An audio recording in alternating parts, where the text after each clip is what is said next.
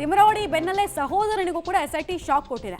ಮೋಹನ್ ಶೆಟ್ಟಿ ನಿವಾಸದಲ್ಲೂ ಕೂಡ ಎಸ್ಐಟಿ ಶೋಧ ಕಾರ್ಯವನ್ನ ನಡೆಸ್ತಾ ಇದೆ. ಕೋರ್ಟ್ನಿಂದ ಸರ್ಚ್ ವಾರೆಂಟ್ ಅನ್ನ ಪಡೆದು ಎಸ್ಐಟಿ ಅಧಿಕಾರಿಗಳು ಕದ ತಟ್ಟಿದ್ದಾರೆ.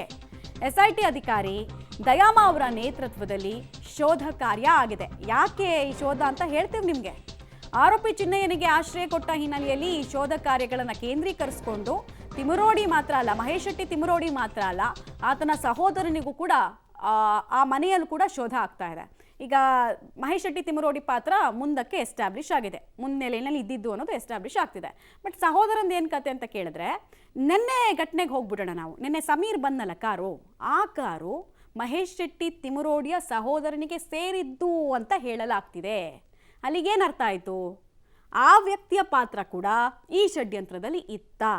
ಆ ವ್ಯಕ್ತಿಯ ಮನೆಯಲ್ಲೂ ಕೂಡ ಷಡ್ಯಂತ್ರದ ಭಾಗ ರಚಿತವಾಗಿತ್ತ, ರೂಪಿತವಾಗಿತ್ತ, ಅದು ಗೊತ್ತಾಗತ್ತೆ. ಆ ನಿಟ್ಟಲ್ಲಿ ಎಸ್ಐಟಿ ಶೋಧವನ್ನು ಮಾಡ್ತಿದೆ. ಡೀಟೇಲ್ಸ್ ಕೊಡ್ತಾರೆ ಸುಕ್ಪಾಲ್. ನಿನ್ನೆನೇ ಆ ಸಮೀರ್ ಬಂದಂತಹ ಕಾರಿನ ಬಗ್ಗೆ ವಿಪರೀತ ಚರ್ಚೆ ಆಗ್ತಾಯಿತ್ತು. ಫಾರ್ಚುನರ್ ಕಾರ್ ಯಾರ್ದಪ್ಪ ಇದು ಅಂತ ಹೇಳಿ ನೋಡಿದಾಗ ಈ ಮಹೇಶ್ ಶೆಟ್ಟಿ ತಿಮರೋಡಿ ಅವ್ರ ಸಹೋದರನದು ಅಂತ ಹೇಳಲಾಗ್ತಿತ್ತು.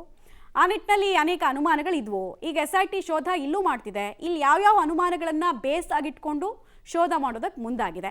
ಈ ಮನೆಯಲ್ಲಿ ಯಾವ ರೀತಿ ಚಟುವಟಿಕೆಗಳಾಗ್ತಿತ್ತು ಅಂತ ಸ್ಥಳೀಯರು ಹೇಳ್ತಾರೆ. ಈಗ SIT ಅಧಿಕಾರಿಗಳಿಗೂ ಈ ಒಂದು ಮಾಹಿತಿ ಸಿಕ್ಕಿರುವಂಥದ್ದು. ನಿನ್ನೆ ಸಮೀರ್ ಬಂದಿರುವಂಥದ್ದು ಆಗಲಿ ಅಥವಾ ಗಿರೀಶ್ ಮಟ್ಟನ ಓಡಾಡ್ತಿರುವಂಥ ಕಾರ್ ಆಗಲಿ, ಅದೆಲ್ಲವೂ ತಿಮರೋಡಿಯ ಅಣ್ಣನಿಗೆ ಸೇರಿರುವಂಥದ್ದು. ಹಾಗಾಗಿ ಕಳೆದ 2 ದಿನಗಳ ಹಿಂದೆ ಆ ಅಣ್ಣನನ್ನು ಕರೆಸಿ ಇಲ್ಲಿ ವಿಚಾರಣೆ ಮಾಡಲಾಗಿದೆ. ಈ ಮೊನ್ನೆ ಅವರ ಮನೆಗೆ, ಮಹೇಶ್ ಶೆಟ್ಟಿಯ ಮನೆಗೆ ಹೋದಂಥ ಸಂದರ್ಭದಲ್ಲಿ ಪೊಲೀಸರ ಕೆಲಸಕ್ಕೆ ಅಡ್ಡಿಪಡಿಸಿದ್ರು ಅನ್ನುವಂಥ ಹಿನ್ನೆಲೆಯಲ್ಲಿ ಸುಮಾರು ಜನರ ಮೇಲೆ ಕೇಸುಗಳಾಗಿತ್ತು. ಅದರಲ್ಲೂ ಈತನ ಅಣ್ಣನನ್ನು ವಿಚಾರಣೆಗೆ ಕರೆಸ್ಕೊಳ್ಳಲಾಗಿದೆ.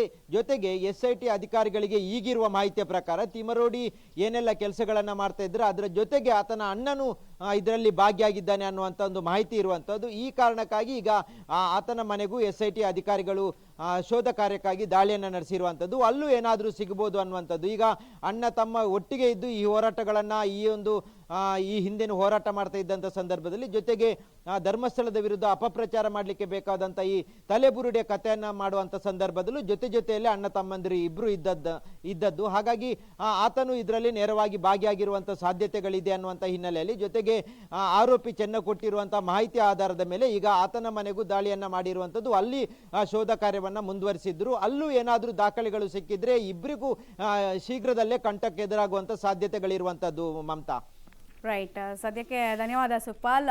ಒಟ್ನಲ್ಲಿ ಇಲ್ಲಿ ಪ್ರಶ್ನೆ ಇರೋದಿಷ್ಟೇ, ಸಾಕ್ಷಿ ಸೃಷ್ಟಿಯ ವಿಚಾರದಲ್ಲಿ ಹೆಂಗೆ ಟೀಮ್ ಪ್ರಯತ್ನ ಪಟ್ಟಿದೆ ಅನ್ನೋದು ಅರ್ಥ ಮಾಡ್ಕೊಳ್ಬೇಕಾಗಿದೆ SIT ಟೀಮ್. ಹೀಗಾಗಿ ಈ ಶೋಧ ಕಾರ್ಯಗಳು ನಡೀತಾ ಇದೆ.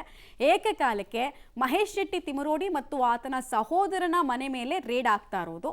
ಈ ರೇಡ್ನಲ್ಲಿ ಬೆಳಕಿಗೆ ಬರುವಂತಹ ಅಂಶಗಳು ಇನ್ನೆಷ್ಟು ಆಘಾತಕಾರಿ ಆಗತ್ತೆ, ಇನ್ನೆಷ್ಟು ಅಚ್ಚರಿ ಮೂಡುತ್ತೆ ಅನ್ನೋದು ಪ್ರಶ್ನೆ. ನಾನು ಆವಾಗಲೇ ನಿಮಗೆ ಹೇಳ್ತಿದ್ನಲ್ಲ, ಸಮೀರ್ ನೆನ್ನೆ ಬಂದಾಗ ಕಾರಲ್ಲಿ, ಮೊನ್ನೆ ಓಡಾಡಿದಾಗ ಫಾರ್ಚುನರ್ ಕಾರು, ವಯಸ್ಸು, ಆತನ ಆದಾಯ, ಆತನ ಹಿನ್ನೆಲೆಯಲ್ಲೆಲ್ಲ ನೋಡಿದಾಗ ಫಾರ್ಚುನರ್ ಕಾರಲ್ಲಿ ಓಡಾಡ್ತಿದ್ದಾನಲ್ಲ, ಯಾರ್ದಿದು ಕಾರು ಅಂತ ಅನಿಸಿತ್ತು.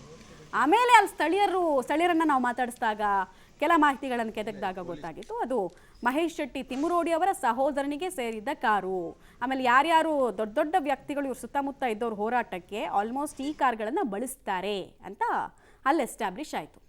ಈ ಮಾಹಿತಿ SIT ಟೀಮ್ಗೆ ಹೋಗಿರಲ್ವಾ, ಹೀಗಾಗಿ ಅವರು ಕೂಡ ಶೋಧವನ್ನು ಮಾಡ್ತಾ ಇದ್ದಾರೆ. ಅವ್ರ ಹತ್ರ ಇನ್ನೂ ಅನೇಕ ಗೌಪ್ಯ ವಿಚಾರಗಳು ಇರುತ್ತೆ.